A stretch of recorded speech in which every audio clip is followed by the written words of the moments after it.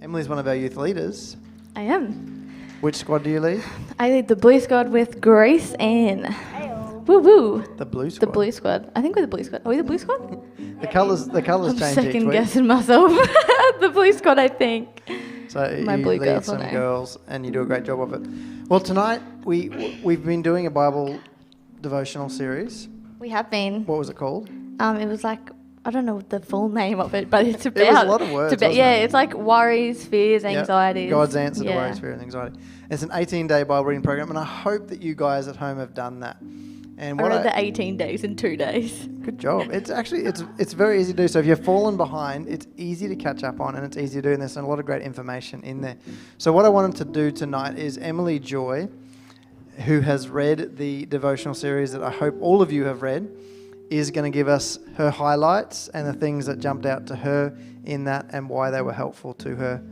Take it away, Em. I am. Fill Hey us guys, in. I'm so nervous. Okay, but yeah, so as Ben said, I did the devotional and I went through and just pulled out some of the important things that I found. So the first one I found was turn your worries into prayers. It was the first day.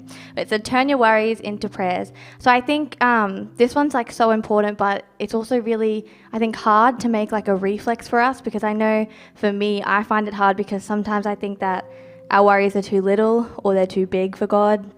And so that gets in our head and that messes with us. And when we get stressed and when we get those anxieties, we feel like, well, it's too big or it's too small. But nothing is ever too big and nothing is ever too small for God. He says in Philippians 4:6, be careful for nothing, but in everything by prayer and supplication. So he doesn't just say in the little things. He doesn't just say in the big things. He says in everything by prayer and supplication with thanksgiving, let your requests be made known unto God. I like what you just said then about being a reflex. Like Yeah.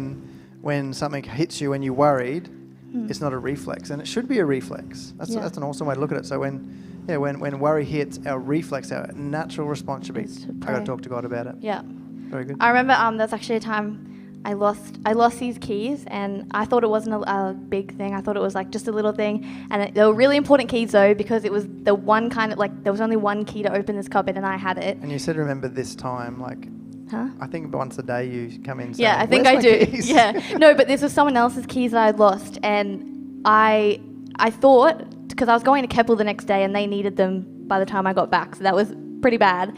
But I remember thinking, oh, I'm not going to pray because it's just keys. Like I can find keys, I'll just look. And I remember that night before I went to Keppel, I searched everywhere, I looked everywhere. I didn't pray, and then I went to Keppel. And then I was worried and stressed the whole day, and I didn't enjoy myself for the first day because the worry and the stress just crippled me. And then it was the night time and I was thinking about everything, and I was like, you know what, I'm just going to pray. I'm just going to ask God. And no joke, I remember this little thought in my head, and it said, just look in your bag again. I was like, no, I've looked in my bag. Like, this is the one bag I brought to Keppel. I looked in my bag and the keys were there that I needed for the day I got back. And that was just a reminder, God saying, even in the little things, like, I care about them. And my next point is rejoice. So sometimes when we get worried and when we get stressed, we just start thinking all those negative thoughts, and we forget that there is something at the end, there is a light at the end of the tunnel, and we need to rejoice in this time. I remember, I don't remember, but there's a verse in Acts 16:25, and it was when Paul and Silas were in the jail. They were in this disgusting place. They couldn't get out. And it says, and at midnight, Paul and Silas prayed and sang praises unto God. So they prayed, and then they sang praises unto God, and the prisoners heard them. So while they were stuck in that place, they knew that God was working. They knew that there was going to be a light at the end of that tunnel, and they sang praises to him. My next point, one sec off, is God is always with you. So it's hard to think sometimes when we feel alone and we get those little doubts and those little stresses in our mind, and we think there's no one around. Even when we're in a big crowd of people, we might think that we're all alone. But God has given us a promise. God has promised us that we are never alone. He is always with us. He will never leave us nor forsake us. And there's this verse that was in the devotional that I just love, and it says, John 16:33. These things I have spoken unto you, that in me you might have peace. In the world you have tribulation. So he says that we're going to have trials, and he says that we're going to have hurts, and because this is the world, sin is in the world, so we're going to have those times where we're going to feel alone and where we're going to feel stressed. But be of good cheer is the first thing, so rejoice. Be of good cheer. I have overcome the world. So he's already overcome the world. He already knows what's going to happen. He's already come and he's already conquered. So even though you feel alone and you feel without peace and you don't know where you're headed, he's given us that promise that he's already overcome the world, which I think is awesome. There was actually a quote in the devotional that says, "We live in the land of the dying, but we are headed to the land of the living." We are headed to a place where there's no stress, where there's no anxiety, and that's a promise that we can keep with us. That's something that we can look forward to. There's going to be no pain, there's going to be no suffering in heaven. My last point is to seek God first. So in Matthew 6:33, "But seek ye first the kingdom of God and his righteousness, and all these things shall be added unto you." So when you get those worries and when you get those stresses and when you have those little doubts, there's that path that you can go down that's saying, keep going worried, keep building up on those little things that are in your head. Or you can turn, you can be like, no, I'm going to think on the things that are pure.